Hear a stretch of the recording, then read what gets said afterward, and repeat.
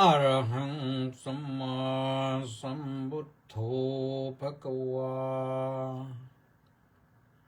พุทธังภะคะวันตังอภิวาเทมิสวากขาโตภะคะวตาธัมโมธัมมังนัมมัสสามิสุปฏิปันโนภะคะวะโตสาวกสังโฆสังฆังนามามิขอถวายความนอบน้อมแด่พระรัตนตรัยขอคารวะพระเถรานุเถระขอเจริญสุขเจริญพรมายังท่านสาธุชนผู้ฟังผู้ชมทุกท่าน ได้เวลารับฟังรายการพุทธานุภาพกับพระธรรมกิตติเมธีผู้ช่วยเจ้าอาวาสวัดราชาธิวาสวิหารเจ้าคณะภาค17-18ธรรมยุทธซึ่งวันนี้ก็มาพบกันที่วันจันทร์ที่12มกราคมพระพุทธศักราช2569แรม9ค่ำเดือนยี่เมื่อคืนนี้ก็เว้นไปสักวันหนึ่งเนื่องจากติดภารกิจรับนิมนต์ไปแสดงพระธรรมเทศนางานบำเพ็ญกุศลอุทิศแด่ท่านพระครูพิสารวิหารวัตรท่านถึงแก่มรณภาพท่านพระครูพิสารวิหารวัตรก็คืออดีตเจ้าอาวาสวัดท่าม่วงนครศรีธรรมราชตำบลปากพูนท่านก็ถึงแก่มรณภาพเมื่ออายุ97 ปี4 เดือนเศษเป็นพระเถระรุ่นครูบาอาจารย์คนนิมนต์ก็ต้องไปร่วมบุญร่วมกุศลด้วยแหละตั้งใจว่าจะไปดีเขานิมนต์ก็เลยไปเลยนะเมื่อวานนี่ภาคเช้าก็ไปสวดพระพุทธมนต์ที่วัดราชประดิษฐ์สถิตมหาสีมาราม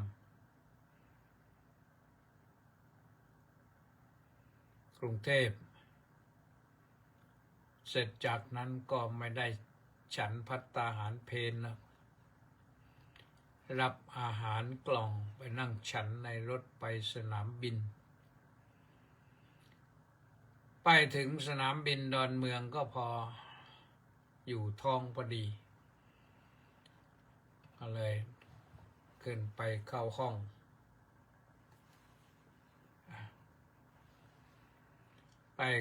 งก็รับฟังก็มีเสียงบอกมาว่าให้ออกคนหนึ่งก็เปิดรายการไปแล้วนะคนหนึ่งนั้นฟังที่วัดราชาไม่ได้ยินเลยนะเจ้าหน้าที่โปรดทราบด้วยหมุนไปทางไหนก็ไม่มีเลยปกติก็เคยฟังได้ยินอยู่นึกว่าจะทิ้งแล้ววันนี้ทิ้งพวงพลที่1รักษาพระองค์แล้วก็มีรายการที่ออกทางเฟซอยู่ก็เลยว่าไปทางเฟซไปเลย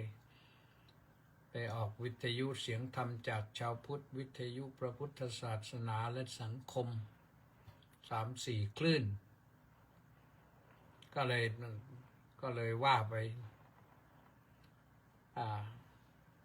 อยากจะแจ้งไปว่าทางสถานีวิทยุกองพลที่หนึ่งรักษาพระองค์นะปรับปรุงคลื่นใหม่เถอะถ้าปรับไม่ได้ก็เลาะเครื่องตรงเก่าหาเครื่องตรงใหม่มานี่นะอยู่ห่างกันประมาณ500 เมตรเนี่ยไม่ถึงกิโลหรอกเสียงไม่เข้ามาเลยใช้วิทยุ3 เครื่องนี่ไม่ตอบสนองเลยเสียงไม่เข้ามาเลย ก็ไม่รู้ว่าไปออกที่ไหนหรือเปล่านะ เสียงนี้ไปถึงไหนหรือเปล่า ก็ปรากฏว่าขึ้นเครื่องบินไปก็ตกค่ำก็เทศนะเทศสัก6 โมงครึ่งเย็นใช้เวลาประมาณ35 นาทีเทศก็จบเรียบร้อยกลับมาพักที่วัดพระมหาธาตุวรมหาวิหารตื่นเช้าขึ้นมาไปนั่งฉันกับท่านหลวงพ่อพระธรรมวชิรากรแล้วก็มีท่านเจ้าคุณเทพสิริวชิระเวทีแล้วก็มีท่านพระครูประหลัดเล็กฉันเสร็จก็รีบออกจากวัดมะม่วงปลายแขนไปขึ้นเครื่องซื้อตั๋วไว้9 โมงเช้าก็ขึ้นเครื่องก็มาได้เรียบร้อยแต่พอมาถึงตอนเมืองนี่เครื่องบินก็1 ชั่วโมงนะลงแล้วก็มาลง10 โมงปรากฏว่าฝากรถเขาไว้ฝากระบบใหม่เขามีรับฝากแล้วเขาพาไปหาที่จอดให้ปรากฏว่ารอรถรอแล้วรออีกรอแล้วรออีกจนกระทั่งเวลาผ่านไป20 นาทีถึงจะได้ออกจากดอนเมืองออกจากเครื่องแล้วก็เดินมาถึงรถก็ถึงที่รถจอดก็ประมาณ30 นาทีรอรถอีก30 นาทีนะก็เกือบอดเพลนวันนี้เกือบอดเพลนมาถึงก็11 โมง 15 11 โมง 20แล้วได้ฉันเพลยังพอได้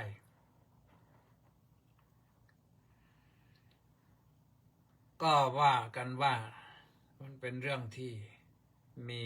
ปัญหาอุปสรรคที่คาดไม่ถึงกันนะปกติถ้าโชเฟอร์ไปจอดเองเราก็ไปขึ้นปั๊บก็ออกได้เลยนี่คิดว่าเขาบริการคิดว่าดีน่าจะดีนะแต่ยังไม่ดีนะเพราะว่าไม่รู้เขาพารถไปจอดไกลถึงไหน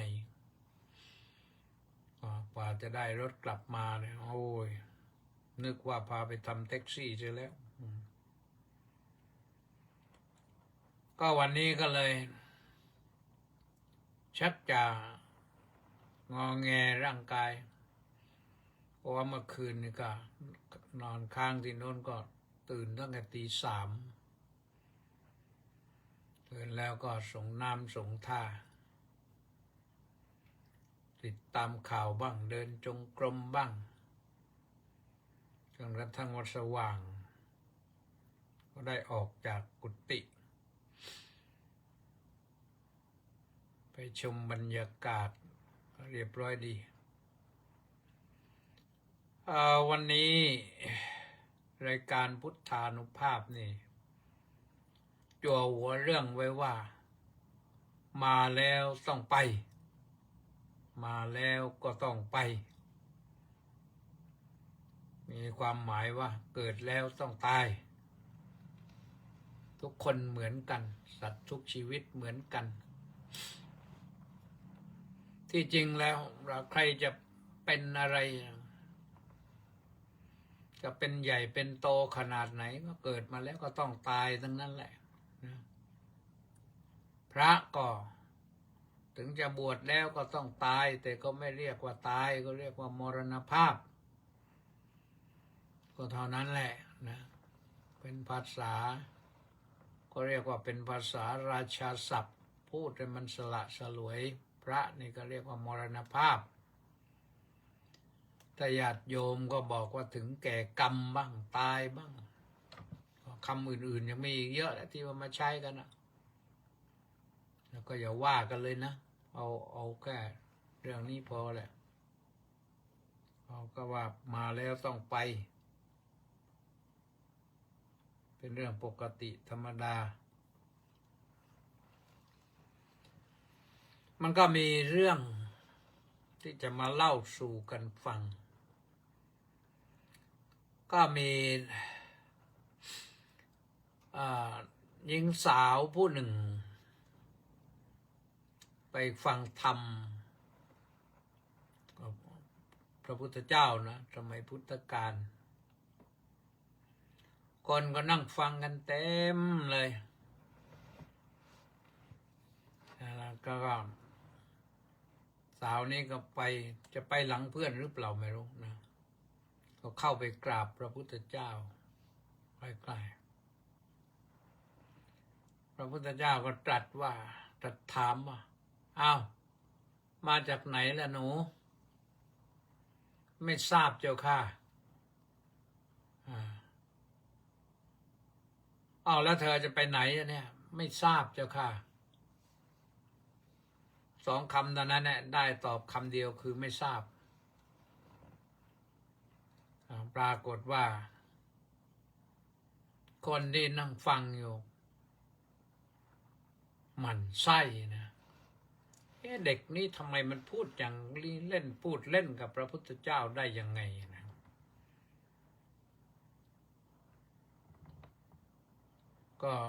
ก็ยังแต่ว่ายังไม่ว่าอะไรพระองค์ก็ซักถามเรื่อยไปเธอก็บอกไม่ทราบอยู่นั่นแหละในที่สุดพระองค์พระพุทธเจ้าก็ตรัสบอกให้ที่ประชุมทราบอย่าทำบาปนะที่พระพุทธองค์ถามแล้วเธอตอบอย่างนี้พระองค์ซักต่อเลยและที่เธอตอบว่าไม่ทราบนะไม่ทราบอะไรล่ะที่ว่ามาถามว่ามาจากไหนไม่ทราบเนี่ยตอบว่าไม่ทราบนะเพราะอะไรเหตุอย่างไรเธอก็จึงบอกว่าที่ตอบเช่นนั้นเพราะหนูไม่ทราบว่าอดีตชาติเนี่ยมาจากไหนอย่างไรถึงมาเป็นอยู่เช่นนี้ไม่รู้ว่ามาจากไหนไม่รู้ว่ามาจากมนุษย์หรือมาจากสัตว์หรือมาจากเปรตหรือมาจากสวรรค์ไม่รู้เลยจริงๆ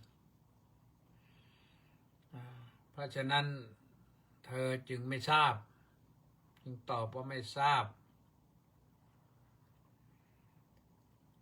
แล้วที่ถามว่าไปไหนทำไมเธอตอบว่าไม่ทราบก็เช่นเดียวกันแหละเจ้าค่ะนะเพราะว่าไม่รู้ว่าเกิดมาแล้วนี่อนาคตจะไปไหนตายแล้วจะไปเกิดที่ไหนก็ไม่รู้เธอไม่รู้นี่พระพุทธเจ้าก็ร่ายให้ฟังที่นี่ว่าที่จริงหนูนี้ก็เธอเห็นธรรมแล้วเป็นโสดาบันแล้วแต่ตอบให้พระพุทธเจ้าได้ขยายความก็สามารถที่จะตอบได้เราใครรู้บ้างเอง มาจากไหนเนี่ยใครรู้ตัวเองบ้างว่ามาจากไหนเนี่ยมีนะคนรู้มี คนที่เขาระลึกชาติได้นี่เขามีระลึกชาติได้โดยบุญเก่าก็มีระลึกชาติโดยการปฏิบัติธรรมก็มีเรียกว่าได้ปุพเพนิวาสานุสติญาณญาณเป็นเครื่องระลึกชาติหนหลังของตนได้หรือระลึกชาติได้นั่นนะแต่ได้สักชาติไม่เคยได้ยินว่าใครระลึกชาติได้2 ชาติขึ้นไปยกเว้นแต่ผู้ที่ปฏิบัติธรรมย้อนอดีตของตัวเองได้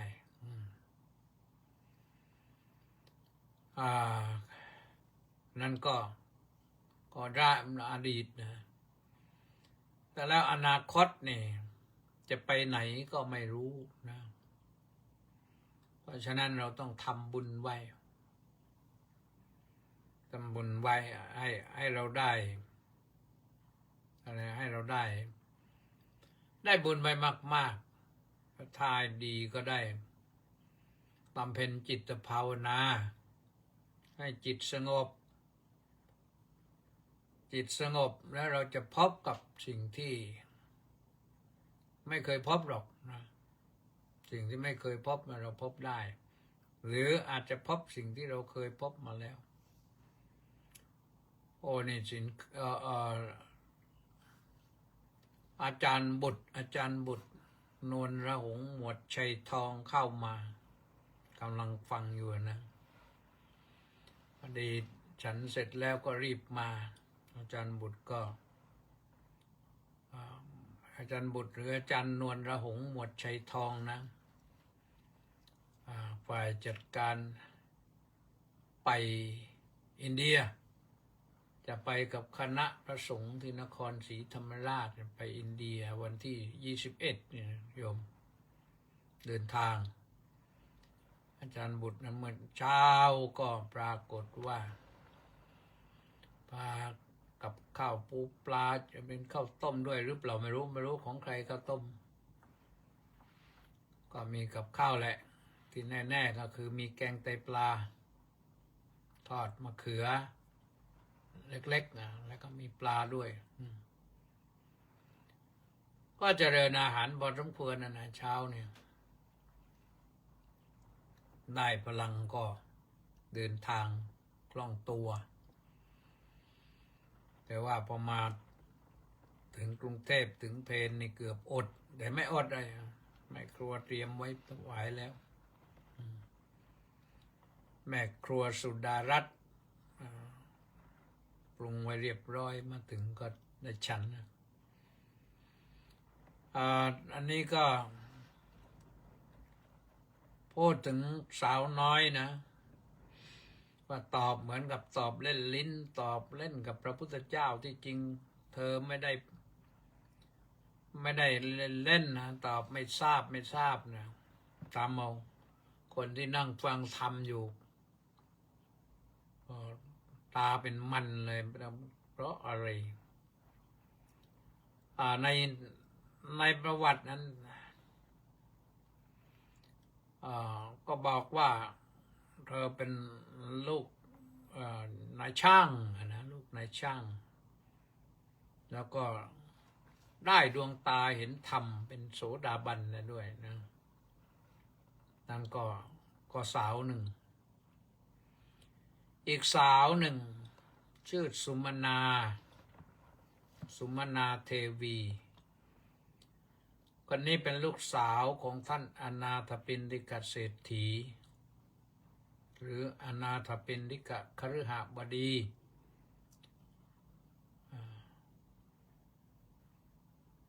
ท่านอนาถปิณฑิกคฤหบดีนี่มีลูกสาว3 คนคนที่1ที่2จำชื่อไม่ได้แล้วแต่คนน้องเล็กเนี่ยชื่อสุมนาก็แปลว่าผู้มีใจดีถ้าชาวอินเดียนี่ถ้า สาวน้อยก็เรียกว่าสุมนาใส่เทวีก็ไปด้วยเทวีก็หมายถึงว่าเป็นลูกสาวก็เป็นเทวีนะทีนี้ลูกสาวของท่านอนาถปิณฑิกะเศรษฐีหรือกระบดีเนี่ยคนนี้เรียกบิดาว่าน้องชายอยู่ในบ้านนะเรียกบิดาว่าน้องชายอันนี้เธอได้เหตุผลก็เพราะว่าเธอได้บรรลุธรรมขั้นสกทาคามีซึ่งสูงกว่าบิดานั้นได้บรรลุธรรมขั้นโสดาบันท่านอนาถปิณฑิกะนั้น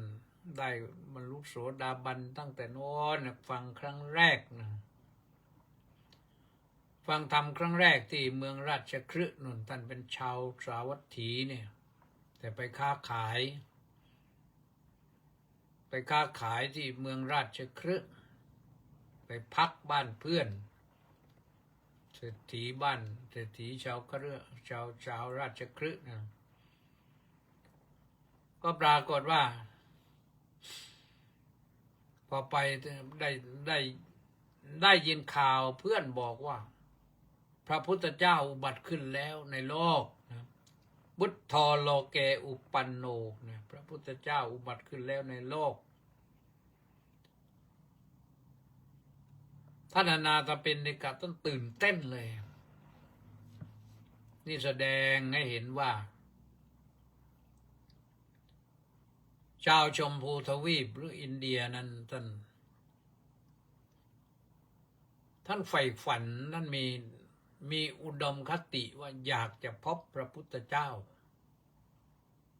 อยากเห็นพระพุทธเจ้าอยากรู้ว่าใครเป็นพระพุทธเจ้าทั้งที่อยู่เมืองสาวัตถีไปค้าขายก็ปรากฏว่าพอได้ยินเพื่อนบอกว่าพระพุทธเจ้าอุบัติขึ้นแล้วในโลกเนี่ยก็ถามเลยทันทีว่าท่านอยู่ที่ไหนก็เวฬุวันนะตอนนั้นเมืองราชคฤห์ก็เวฬุวันก็ปรากฏว่านอนไม่หลับเลยคืนนั้นตื่นเต้นอยากจะไปเฝ้าพระพุทธเจ้าก็เรียกว่าอยากจะไปตั้งแต่เที่ยงคืนนู่นแหละนะแต่เศรษฐีเมืองราชคฤห์ก็ยับยั้งนะปรากฏว่าพอสว่างก็ไปแต่เช้ามืดเลยก็พาไปเฝ้าพระพุทธเจ้าแต่เช้ามืดเลยไปถึงเห็นพระพุทธเจ้านี่มีผู้เพียบพร้อมไปด้วยมหาปุริสลักษณะนะคือลักษณะมหาบุรุษครบ32ประการไม่เห็นครบ32แต่เห็นลักษณะท่าทางแล้วโอ้โหพอรู้ข่าวว่าพระองค์ท่านก็เป็นสากยสกุลจากกรุงกบิลพัสอีกเป็นพระโอรสของพระเจ้าสุทโธทนะอีกและออกบำเพ็ญเพียรอย่างนั้นอีกจนได้บรรลุพระธรรมแม้พระเจ้าพิมพิสารก็ยังได้บรรลุธรรมแล้วเป็นพระโสดาบันแล้วเพราะได้ฟังธรรมแล้วก็ตื่นเต้นดีใจแล้วก็นั่งฟังพระพุทธเจ้าเนี่ยเรียกว่าตั้งใจฟังอย่างจริงๆอยู่ตั้งใจฟังอย่างจริงๆว่าธรรมะที่พระพุทธเจ้าตรัสสอนนั้นคืออย่างไรก็ฟังไปเทศจบท่านบรรลุโสดาบันเลยพระพุทธองค์ก็เราก็เดาไม่ได้ว่าเทศเรื่องอะไรนะถ้าเทศได้อย่างนั้นก็ปลื้มใจได้บรรลุโสดาบันตั้งแต่นั้นนะเสร็จแล้วกลับเมืองสาวัตถีขายสินค้าเสร็จก็กลับเมืองสาวัตถีไปขายสินค้าสมัยนั้นนะเขา ก็มีเกวียนลากโดยม้าบ้างโดยวัวบ้างตั้ง500นะทางค้าขายเมืองราชคฤห์นี่เดี๋ยวนี้ยังมีร่องรอยอยู่รอยเกวียน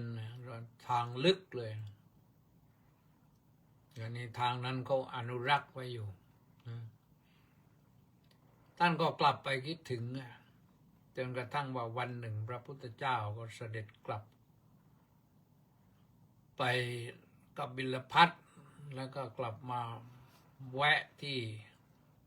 สาวัตถีพอแวะที่สาวัตถีเนี่ยท่านเศรษฐีเนี่ยท่านอนาถปิณฑิกะเนี่ยนิมนต์ให้พักประจำอยู่ที่นั่นนะแล้วก็สร้างวัดถวายคือวัดเชตวันนะหาที่เหมาะไม่ได้ก็มีที่เดียวคือหน้าเมืองไม่ใช่ในเมืองนะหน้าเมืองก็คือสวนเจ้าเชษฐ์ไปขอซื้อเจ้าเชษฐ์ก็ไม่ขายอยากจะขายให้ก็ต้องเอาไปท่านเศรษฐีต้องไปเอาทองมาปูเลยนะแล้วถึงจะได้แล้วก็มีเงื่อนไขว่าต้องเอาชื่อของเจ้าเชษฐ์เนี่ยเชษฐ์กุมารเชตกุมารเนี่ยให้ตั้งชื่ออย่างนี้ว่าวัดเชตวันเนี่ยสวนของเจ้าเชษฐ์เนี่ยท่านอนาถปิณฑิกะก็ยอมตั้งที่จริงน่าจะตั้งชื่อว่าอนาถปิณฑิกวันหรืออนาถปิณฑิการามหรืออนาถปิณฑิกาวาสอย่างนี้แต่เห็นว่าที่มันเหมาะตรงนั้นก็เลยยอมต่อเจ้าเชษฐ์ก็ยกให้สร้างวัดเพราะอะไรเพราะอยู่ไม่ไกลกับเมืองพอดีไม่ใกล้ไม่ไกลไม่มีเสียงรบกวนถ้าเสียงในเมืองมันรบกวนพอดีกับว่าในเมืองสาวัตถีนะมีวัดของศาสนาอื่นอยู่แล้วคือวัดของเชน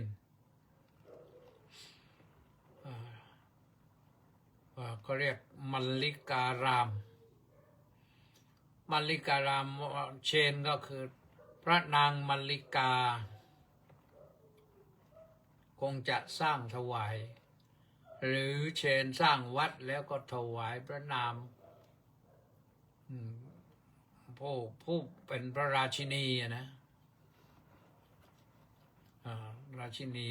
ก็ในหรือพระชายาหรือพระวรชายาของพระเจ้าประเสนที่โกศลพระนางมัลลิกาก็ผลสุดท้ายก็ตั้งชื่อว่ามัลลิการามเขาตั้งก่อนที่จริงศาสนาก็เกิดห่างกันไม่เท่าไหร่หรอกแต่เขาไปถึงนั่นก่อนพระพุทธเจ้าเสด็จกลับไปถึง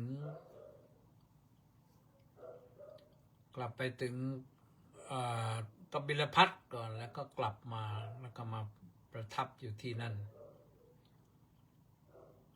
ประทับอยู่ที่นั่นแล้วก็มีวิสาขามหาอุบาสิกาก็สร้างวัดถวายวัดหนึ่งด้วยเรียกว่าวัดบุพารามหรือจะเรียกกันว่าวัดบุพารามก็ได้แต่ว่าชื่อเขาบุพารามห่างกันอยู่นอกเมืองเหมือนกันอยู่นอกเมืองนอกเขตเมืองสาวัตถี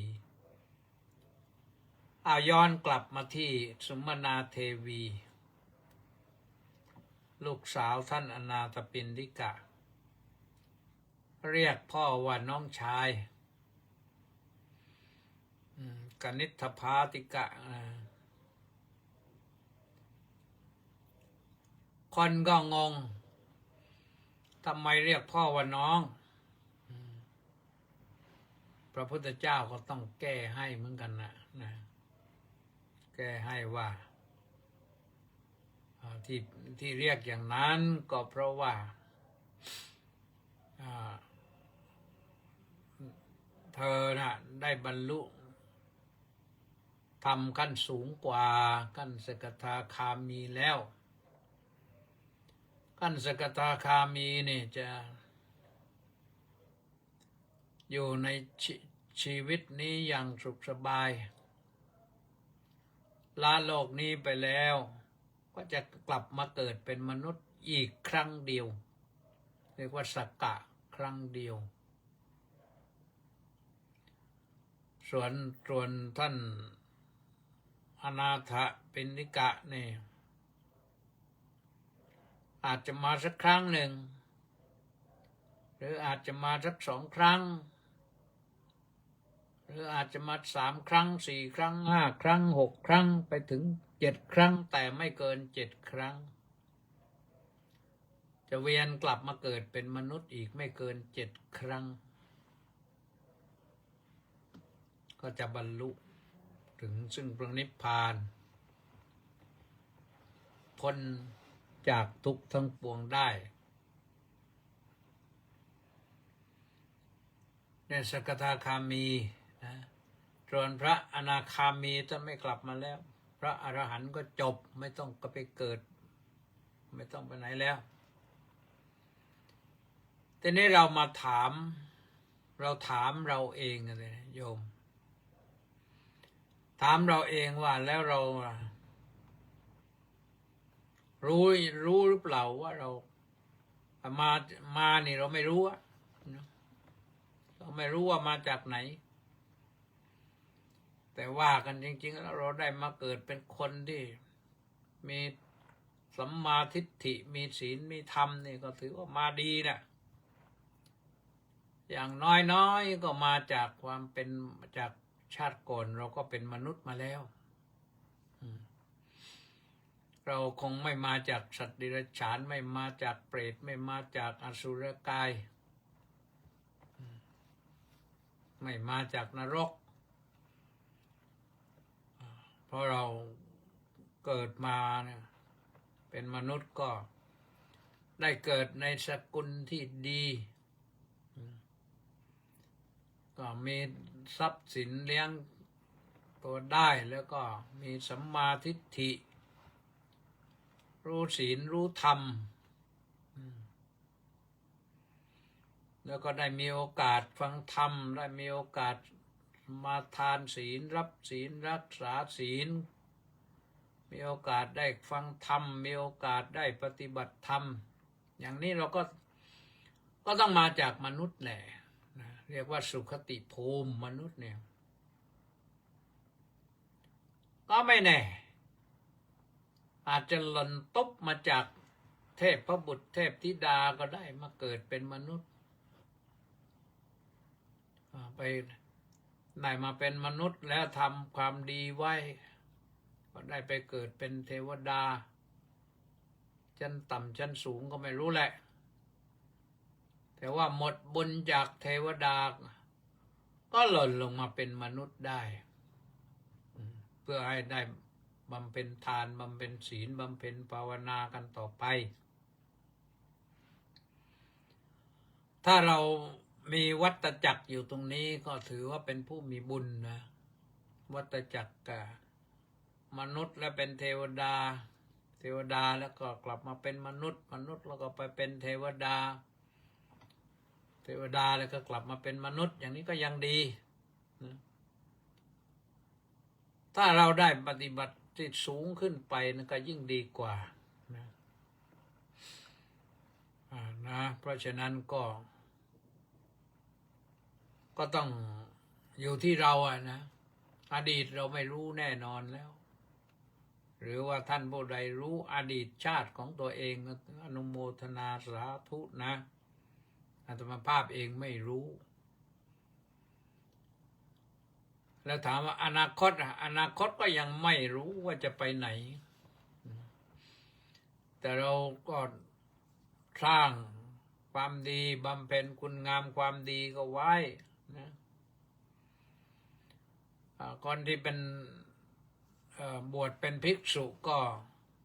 ตกนรกได้นะโยมนะบวชเป็นพระนี่ตกนรกได้ ถ้าประพฤติล่วงศีลนะไม่มีศีลไม่มีธรรมเนี่ยกลายเป็นหลอกลวงญาติโยม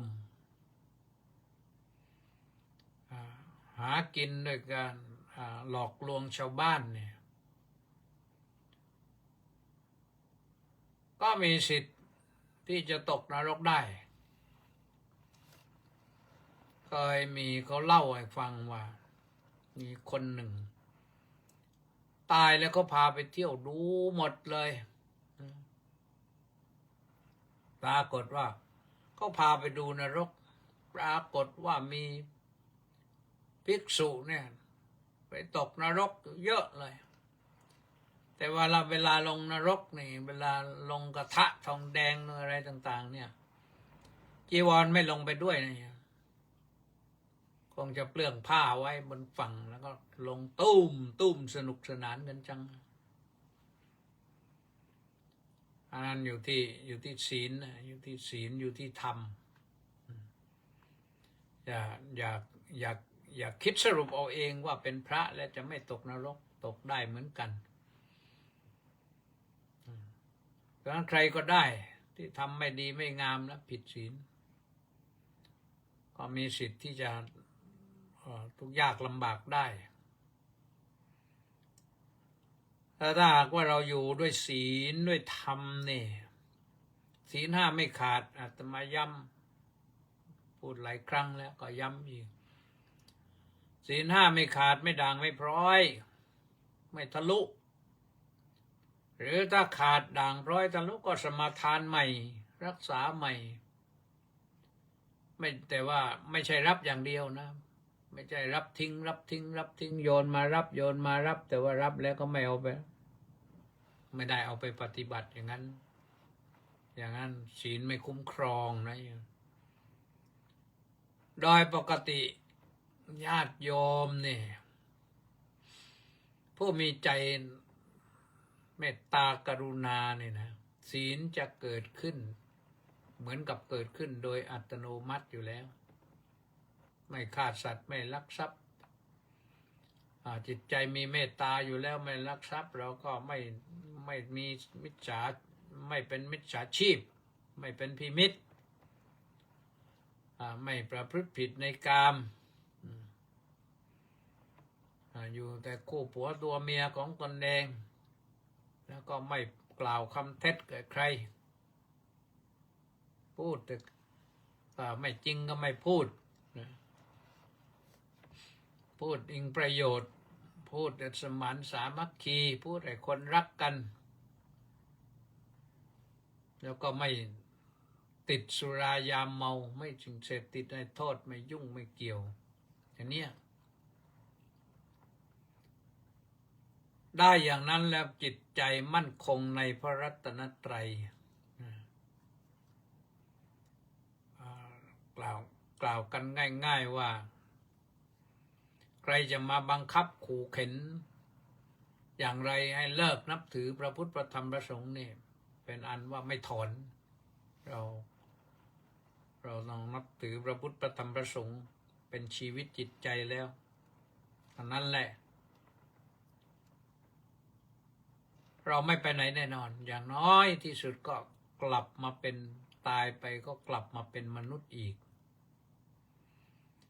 แต่ถ้าไม่ได้มาเป็นมนุษย์ก็ไปเป็นเทพพบุตรเทพธิดาเทพบุตรเทพธิดาก็สบายกว่านะผู้บรรลุธรรมก็ไปถึงนั่นแหละนะไปเป็นเทพบุตรเทพธิดานั่นแหละที่ว่าพระโสดาบันจะกลับมาเกิดอีกไม่เกิน7 ครั้งนั่นหมายความว่าท่านไปเกิดเป็นเทวดาแล้วก็กลับมาเกิดเป็นมนุษย์ไปเกิดเป็นเทวดาแล้วกลับมาเกิดเป็นมนุษย์เกิดเป็นเทวดาแล้วกลับมาเกิดเป็นมนุษย์อยู่อย่างนั้นนะไม่เกิน7 ครั้งไม่เกิน7 ครั้งก็ครบ7 ครั้งนั้นท่านจะบรรลุ บรรลุธรรมถึงพระนิพพานได้ สบายเลยนะได้สบายเลยอย่างนั้นนะเราตายเนี่ยเราต้องตายแน่ๆเกิดมาแล้วก็ต้องมาแล้วก็ต้องไป เกิดมาแล้วก็ต้องตายไปแต่ว่าก่อนจะถึงวันนั้นเราพยายามสร้างคุณงามความดีไม่ใช่เรื่องยากนะไม่ใช่เรื่องยากปรับใจนิดเดียวว่าให้เราตั้งใจทำความดีบางครั้งบางทียอมอาจจะจำศีลไม่ได้แล้วศีล5 ข้อเนี่ยอาจจะจำไม่ได้แต่ว่าก็ไม่ได้ล่วงละเมิดศีลแต่ถ้าจำได้เนี่ยมันก็ดีกว่านะเดี๋ยวนี้เด็กๆเขาก็จำได้หมดแหละก็บอกเด็กว่าให้ไหนต้องศีล5ให้ฟังหน่อยสิเด็กก็ต้องได้แล้วเราจะไม่ได้ยังไงมันต้องได้เหมือนกันนะโยมนะทำได้มากกว่านั้นยิ่งดีปกติแล้วเรารักษาศีลแล้วเราถึงพระรัตนตรัยแล้วเนี่ยสิ่งหนึ่งที่เราจะไม่ขาดก็คือทานชาวพุทธเราก็ให้ทานบำเพ็ญทานบารมีการให้นี่เป็นสิ่งที่ดีการให้เป็นสิ่งที่แสดงออกซึ่งความมีน้ำใจการให้เป็นมงค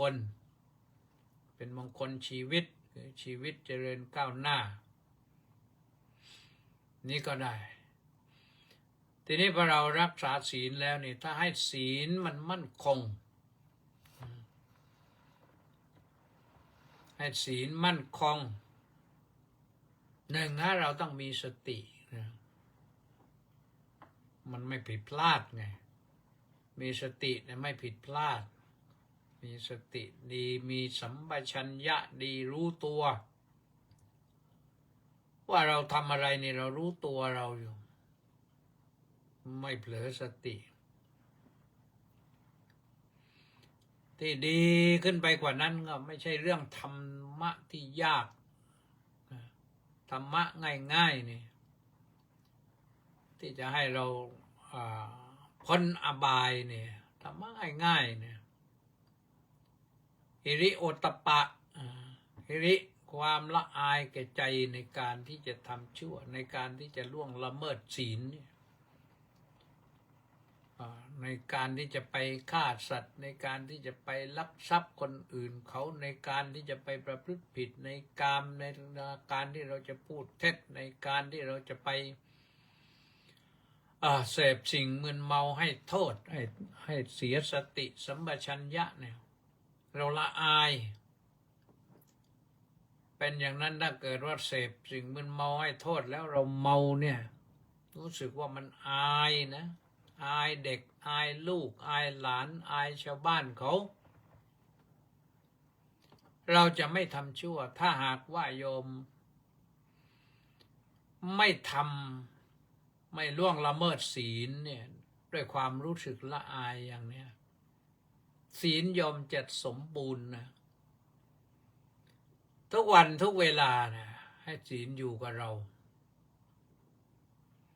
ถ้าเรามีความละอายอยู่อย่างนี้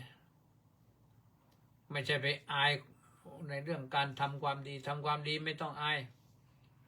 ที่รักษาศีลนี่ไม่ต้องอายแต่ว่าเร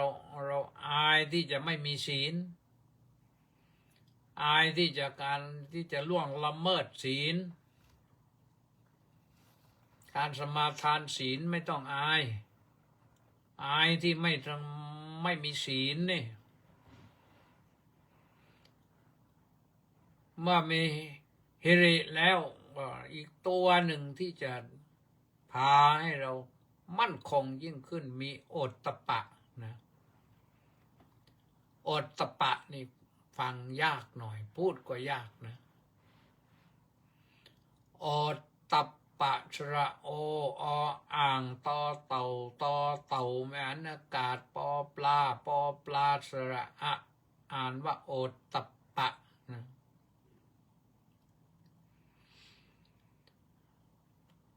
อันนี้แปลว่าความเกรงกลัวความเกรงกลัวก็ไม่ใช่กลัวโน่นกลัวนี่ว่าไม่ใช่ว่าพอจะรับศีลเนี่ยโอ้ยกลัวคนจะตำหนิเอามาเป็นอย่างนั้นอย่างนี้ไม่ใช่การรับศีลนี่ต้องกล้าแล้วก็อาจหาญชาญชัยอาราธนาศีลได้ด้วยยิ่งดีนะเรารับศีลแล้วก็รักษาศีลให้มั่นคง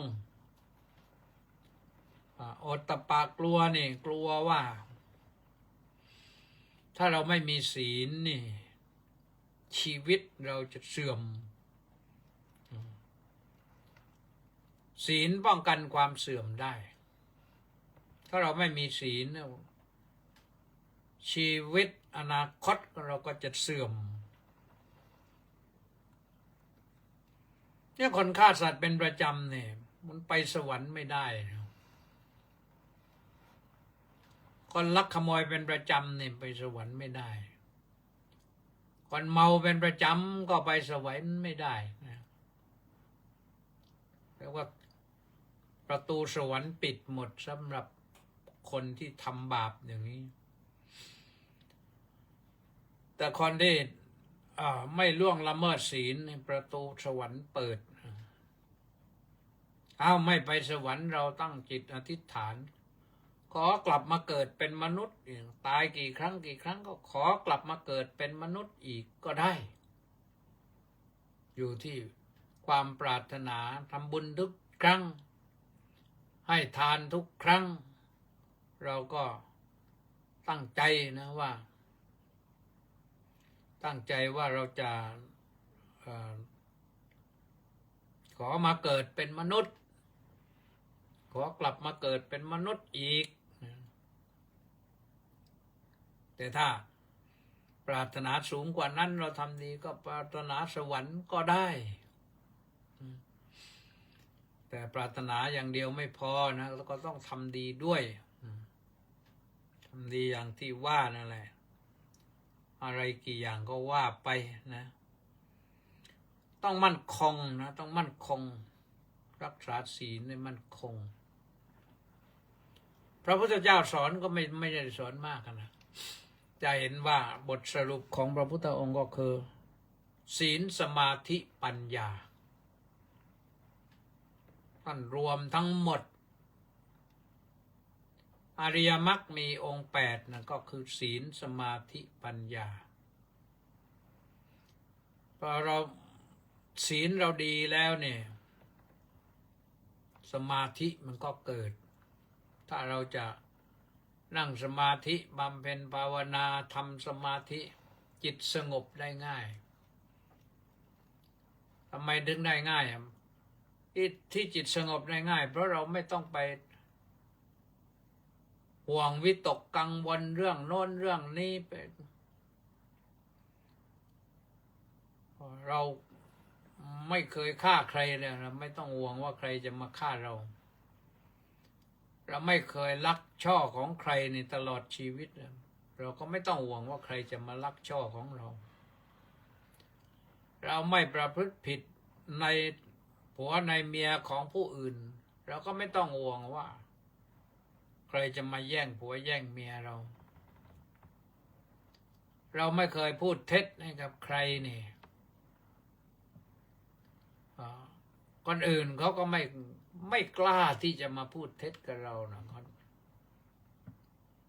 เราไม่ดื่มเหล้าเนี่ยเหล้ามันก็ไม่ดื่มเราไม่เสพสิ่งมึนเมาให้โทษนี่อันนี้แหละท่านสาธุชนทั้งหลายก็ขอฝากไว้นะว่าเรามาแล้วก็ต้องไปเกิดมาแล้วก็ต้องตาย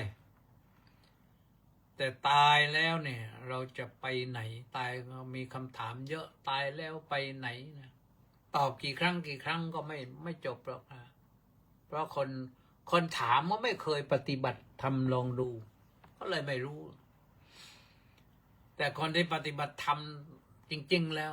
ไม่ถามแล้วเขาไม่ถามแล้วว่าจะไปไหนเนี่ยเพราะนั้นโยมนะญาติโยมสาธุชนทั้งหลายปฏิบัติเถอะแล้วไม่ต้องมานั่งสงสัยไม่ต้องมานั่งถามอยู่ แล้วก็ไม่ต้องกล่าวคำว่าถ้าชาติหน้ามีจริงก่อนที่พูดว่าถ้าชาติหน้ามีจริงขอให้กลับมาเกิดเป็นญาติกันอีกนะอย่างนั้นไม่ต้องถ้าว่ามันต้องเกิดแน่ๆแต่ว่าจะได้เกิดเป็นญาติกันอีกหรือเปล่านั้นอีกเรื่องหนึ่งอยู่ที่บุญวาสนาบารมีนะต้องเกิดแน่ๆถ้าเขาทำดีไว้พอก็มาเกิดเป็นมนุษย์ได้ถ้าทำดีไม่พอก็อาจจะไปเกิดเป็นสัตว์เดรัจฉานเป็นพวกเปรตพวกอะไรไปเป็นพวกอสุรกายเป็นพวกสัตว์นรกไปแม้เราก็เช่นเดียวกันแหละนะแต่เราจะไม่ไปเช่นนั้นนะเพราะเราทำความดีญาติโยมทั้งหลายที่ฟังธรรมะอยู่เนี่ยไม่ไปเป็นเช่นนั้นเชื่อมั่นว่าไม่ไปเป็นเช่นนั้นแน่นอนนะท่านสาธุชนทั้งหลายก็วันนี้ก็ได้ว่ามาเวลาใกล้จะหมดแล้วนะก็วันนี้ขออนุโมทนาลืมไปแล้วนะสุดารัตน์พร้อมด้วย FC อีก655คนออนไลน์เข้ามาแต่ต้นนะแล้วก็อนุโมทนากับหลายท่านหลายคนเมื่อคืนก็ไปฟังธรรมะกันอยู่นะหลายท่านเป็นร้อยแหละนะพระสงฆ์ก็หลายสิบรูปก็ติดตามฟังกันอยู่บ้างส่วนมากก็ไปเจอ FC ทั้งนั้นแหละนะนี่ตะกี้นี่ก็ครูบุตรก็มานะอนุโมทนากับทุกท่านนะก็ต่อไปก็อ่านรายชื่อลองดูนะว่าใครบ้างมาหายไปวันหนึ่งวันนี้ประสานเรืองดิตมาก่อนไกลกราบสาธุกราบนมัสการสาธุสาธุสาธุกระผมสาธุแล้วก็สมศรีลักษณะวิราชน้อมกราบนมัสการสาธุสาธุสาธุเจ้าข้าสาธุแล้วก็แปะนันทิการน้อมกราบนมัสการสาธุสาธุสาธุเจ้าข้าสาธุมาลีจันทร์บนทองน้อมกราบนมัสการสาธุสาธุสาธุเจ้าข้าอ้าวสาธุก็วีรวิทย์รักคังทองกราบนมัสการพระคุณเจ้าสาธุสาธุสาธุอ้าวสาธุท่านกำพลผู้มณีขอกราบนมัสการในวันจันทร์ที่12 มกราคม 2569นี้มาด้วยความเคารพอย่างสูงครับผมสาธุนะนึกถึงกันเสมอแหละศูนย์สำนักงานพระพุทธศาสนาแห่งชาตินะไม่ลืมอนัญญามาน้อยน้อมกราบนมัสการเจ้าข้าสาธุสาธุสาธุเจ้าข้าสาธุศิวพรสุภาผลน้อมกราบนมัสการสาธุสาธุสาธุเจ้าข้าสาธุแม่ชีสมใจสาธุสาธุสาธุสาธุเจ้าข้าสาธุมณีแสงจันทร์โอ้วันนี้เป็นยังไงมาช้าสงสัยคลื่นลมในอ่าวเบงกอลเยอะนะน้อมกราบนมัสการสาธุสาธุสาธุเจ้าข้าสาธุกฤษไกรดิษฐ์อันนี้มาจากหัดใหญ่กราบนมัสการท่านเจ้าคุณครับน้ำแห้งแล้วนะหัดใหญ่นี่ว่าที่ร้อยตรีสำราญมีปลอดนี่ว่าที่ด็อกเตอร์นะเนี่ยว่าที่ด็อกเตอร์สาธุสาธุเรียนด็อกเตอร์อยู่เคสมชายจันทร์กระผมขอน้อมกราบนมัสการสาธุครับสาธุมัคโคนาโมเมบอกว่ากราบนมัสการสาธุเจ้าข้าสาธุไม่เห็นรายงานฟังคนหนึ่งหรือเปล่านะเสียงไปถึงหรือเปล่าวันนี้ที่วัดนี่ฟังไม่ได้นะเป็นยาพัก บุญศรีสรโชตกราบนมัสการท่านพระอาจารย์น้อมกราบสาธุเจ้าค่ะสาธุแจ้โสนี่นครสวรรค์กราบนมัสการเจ้าค่ะสาธุ